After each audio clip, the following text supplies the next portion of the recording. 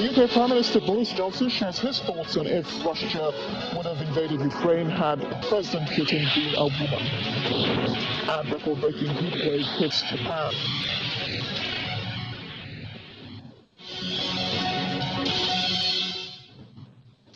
Welcome again to the program. I'm Amarachi Ubani. Let's bring you up to speed now on the latest developments on the Russia-Ukraine war. First off, NATO leaders have been meeting all day today, and they have something to cheer about. Turkey today gave its approval for Sweden and Finland to join the alliance. NATO Secretary General Jens Stoltenberg made the announcement this afternoon, saying that this demonstrates that the alliance's door is open.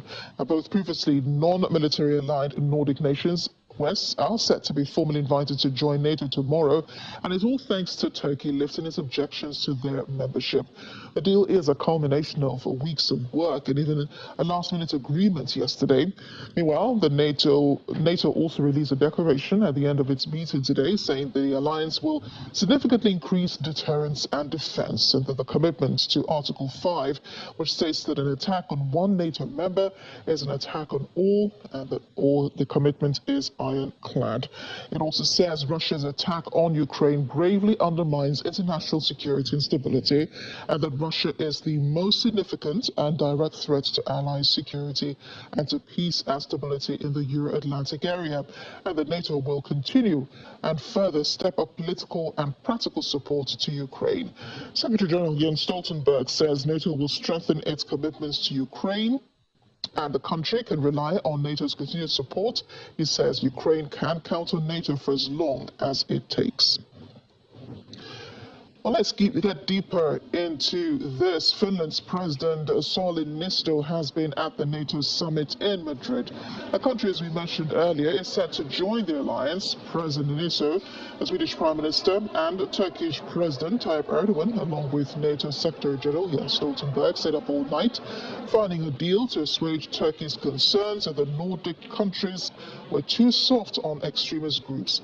They ended up signing a joint memorandum, which President Niinisto says underscores the commitment of Finland, Sweden, and Turkey to extend their full support against threats to each other's security.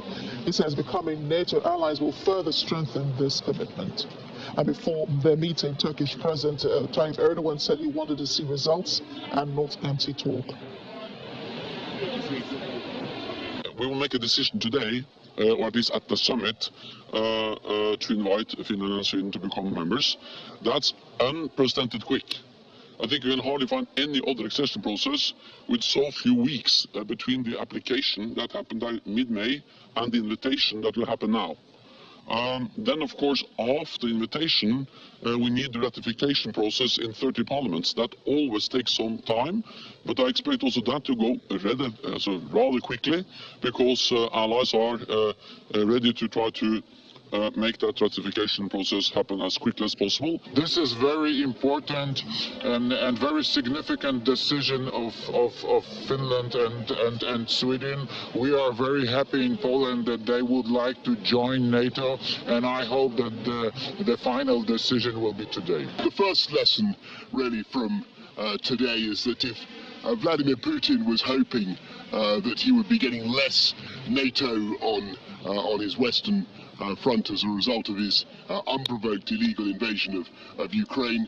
He's been proved completely wrong. He's getting more NATO. This is a historic summit in many ways, but we've already got two new members coming in, Finland and Sweden. A huge step forward for our alliance.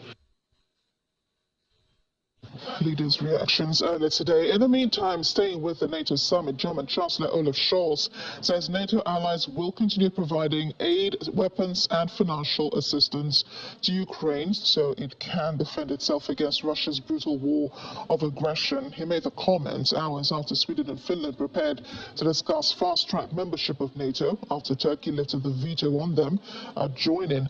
Mr. Scholz, in his remarks earlier today, said Russia has violated Ukraine's sovereignty and integrity with its brutal war of aggression, and it was only right the countries make the contributions so that Ukraine can defend itself with financial means, with humanitarian aid, and by providing weapons that Ukraine urgently needs. Well, the Finnish Prime Minister Pekka Haavisto spoke to reporters earlier today about the breakthrough in talks with Turkey, saying the main difficulty is to bridge differences on what each country defines as terrorism.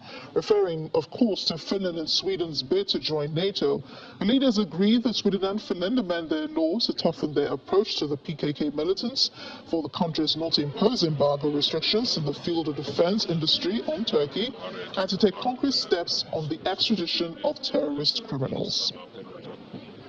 It was 4 hours meeting, of course, and very complicated in the beginning, and all parties repeated their own positions and how they see the situation. And then after 2 hours we felt that it's maybe not moving at all. And then we had a coffee break, and as always during the coffee break, great ideas come up, and then in the end, towards the end of the meeting, it was easier to come to the conclusion. And of course, we are very happy that we could do this together with Sweden, because one of our concerns from Finland was that if our processes will be separated, that's actually weakening our security, because we have a situation that Finland and Sweden has been cooperating on security and defense for a long time, and it would be very unnatural for us to be in different groups in the future. Well, the difficulty was, of course, that Turkey has their own definition about the terrorism and terrorist groups, and we couldn't agree on that definition because it's a larger definition than the international or EU definitions, and in the end we could separate those issues in the statement, and that actually were bringing us to the conclusion.